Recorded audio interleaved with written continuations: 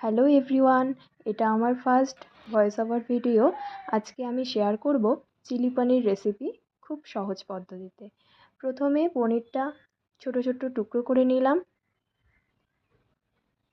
এরপর এর মধ্যে কিছুটা লবণ, আদা রসুন লঙ্কার পেস্ট, ময়দা এবং কিছুটা কর্নফ্লাওয়ার দিয়ে মেখে নেব এবং কিছুক্ষণের জন্য এটাকে রেখে দেব।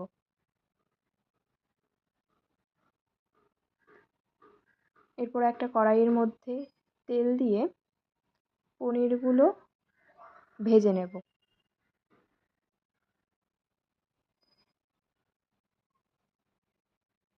এরপর এখানে আমি আগের থেকে আদা রসুন পেঁয়াজ কুচি করে নিয়েছি, আর কিছুটা পেঁয়াজ এবং টমেটো কিউব করে নিয়েছি।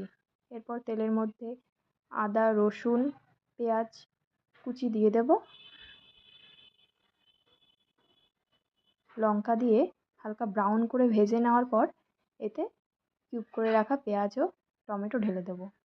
এরপরে কিছুটা নুন দিয়ে আমি সসগুলো অ্যাড করে দেব। এখানে নিয়েছি আমি টমেটো সস আর সয়া সস। সসগুলো অ্যাড করার পর এতে আমি চিনি অ্যাড করব। চিনি অ্যাড করে ভেজে রাখা পনিরগুলো এতে ঢেলে দেব।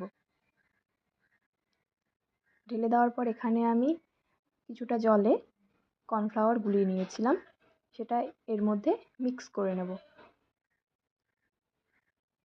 এরপর লেবু দিয়ে নামিয়ে নেব। তাহলেই আমাদের ready chilli paneer recipe. Thank you everyone.